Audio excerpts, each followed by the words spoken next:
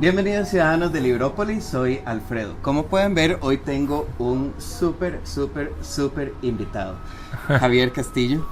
Un placer. Igualmente. Encantado.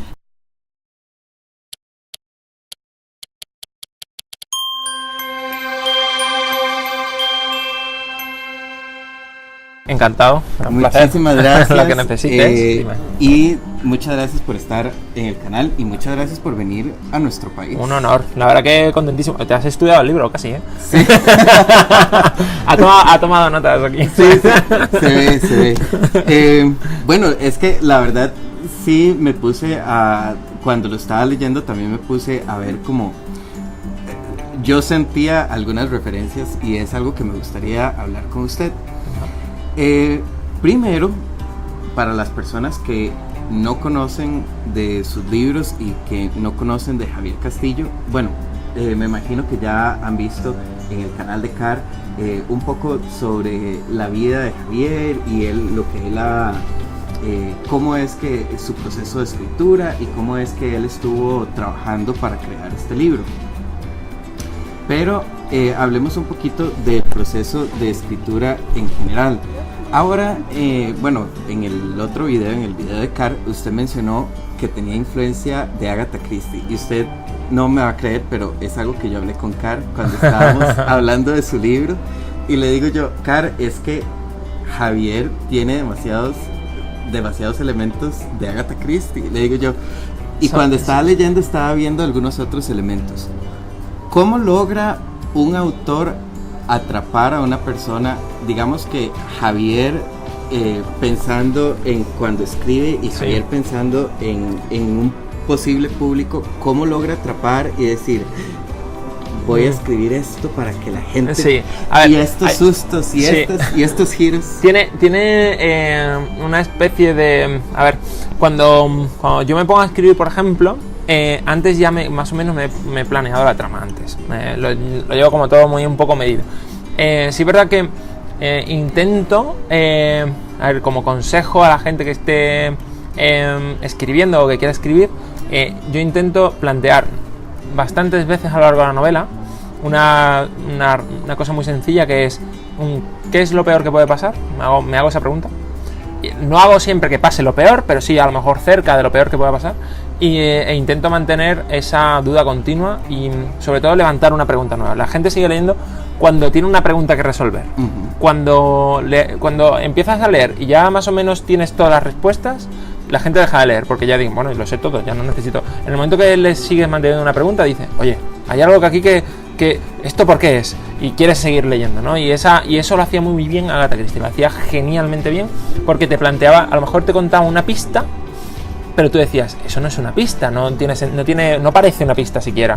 Y te preguntabas, ¿cómo va a acabar esto? ¿No? Y siempre mantenía esa pregunta durante toda la novela y te guiaba hacia un punto y de repente te explotaba de nuevo otra cosa, ¿no? Y eso lo hacía muy bien Agatha Christie.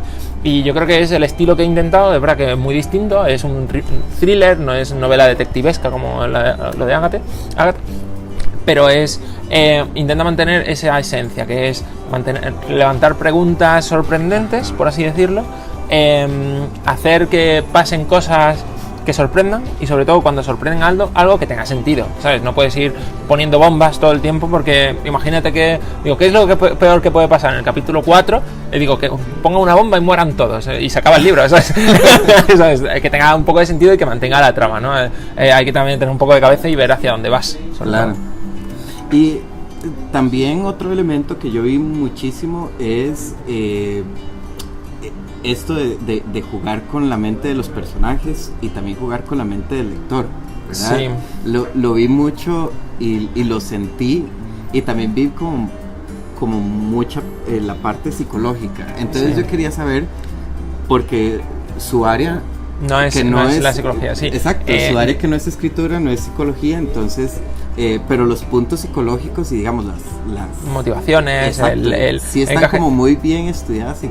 Yo intento, es verdad que cuando uno, sobre todo cuando intentas crear personajes, no te centras sobre todo en descripciones, te centras más en actuaciones, ¿no? En cómo actuaría un personaje en un determinado momento, qué personalidad tiene y por qué, y una vez que sabes, y bueno, y sobre todo qué es lo que le motiva. En el momento que tienes una motivación concreta para cada personaje, se convierten en reales, porque todas las decisiones que tomas van encaminadas hacia ese punto.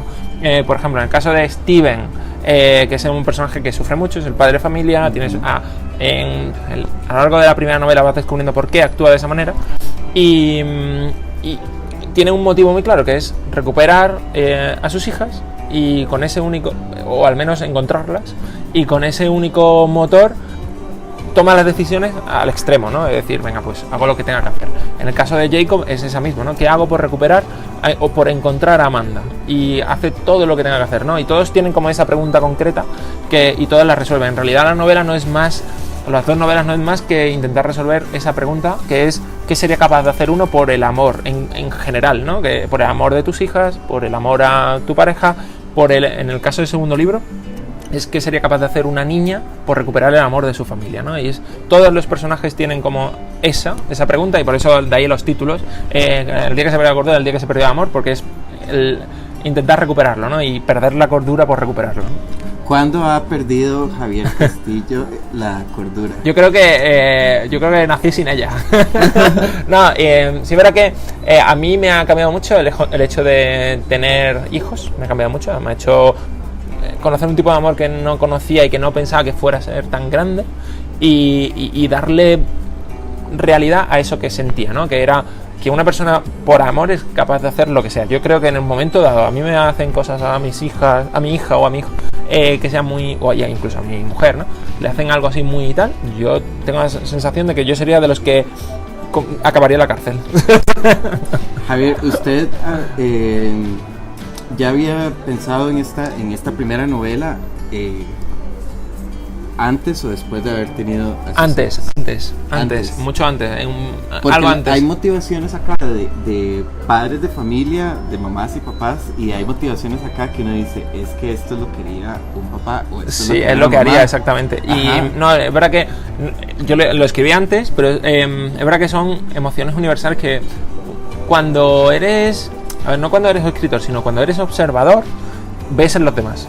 Yo, por ejemplo, yo eso lo veía muy bien en amigos que tenían ya hijos, y yo decía, ellos se comportan así, seguro. Y lo vas viendo, ¿no? Y no te basas, cuando uno escribe, coge piezas concretas de gente, no coge una idea, no coges una persona entera, ¿no?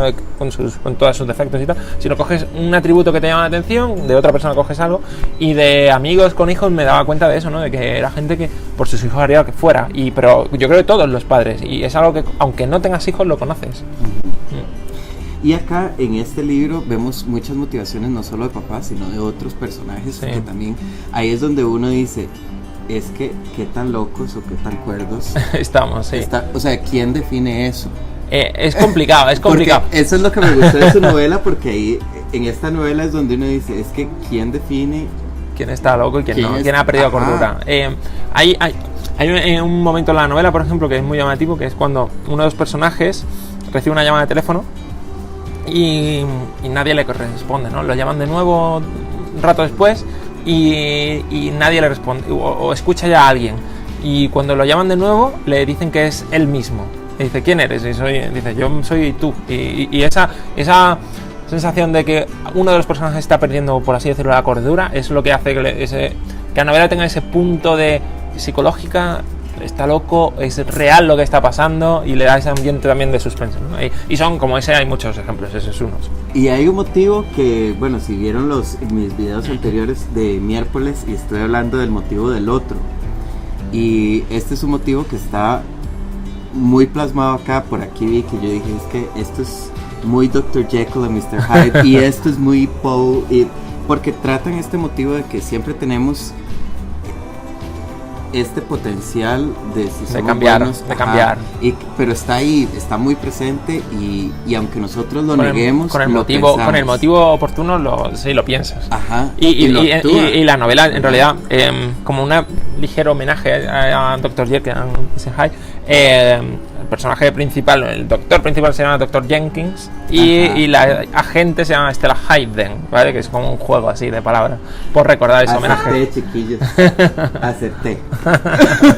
No puedo creerlo. O sea, pero son todos estos guiños que uno va metiendo, que los metes así entre medias y algunos se dan cuenta, otros no, pero hay miles, hay bastantes.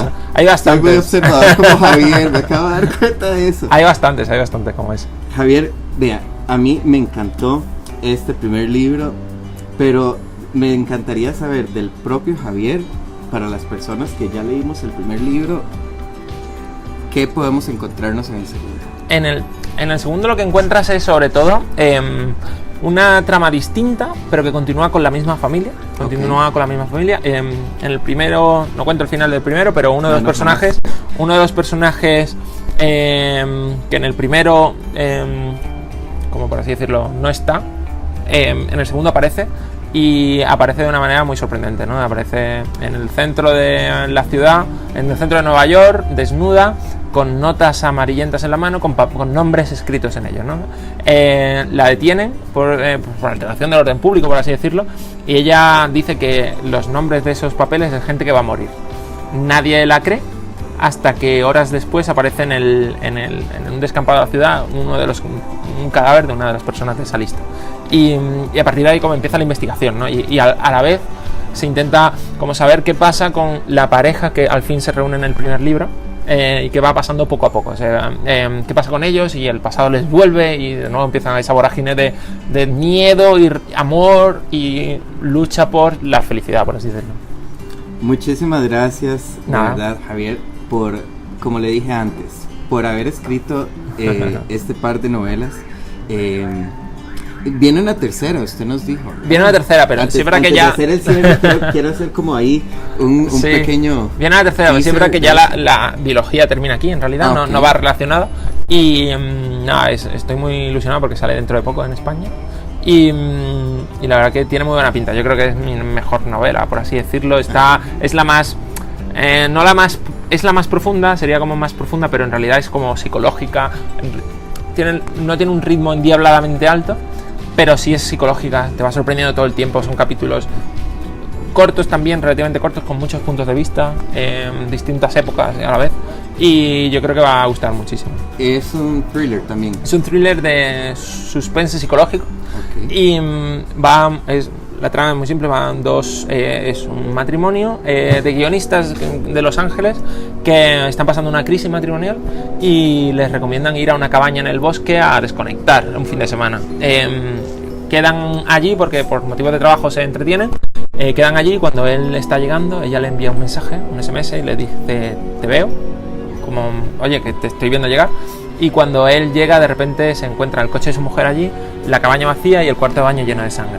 A partir de ahí es como una búsqueda por qué ha ocurrido, encontrar a Miranda, ella se llama Miranda, y también como poco a poco vas conociendo a cada personaje y sabiendo que ni todos son buenos ni todos son malos, ¿no? Esa sensación. Se da cuenta como nos atrapa, aunque sea contándonos la historia del otro libro. Bueno, es que ese es como definitivamente su don, Javier. Muchísimas gracias de verdad por estar en el canal, por estar con nosotros, por haber venido a Costa Rica. Un honor. A promocionar sus libros. Y pues espero seguir en contacto con usted en redes sociales para hablar del segundo libro. Me escribes a Javier Cordera y yo estoy encantado. Sí. Bueno, muchísimas gracias de verdad. Un placer, encantado. Y nos vemos en la próxima. Chao.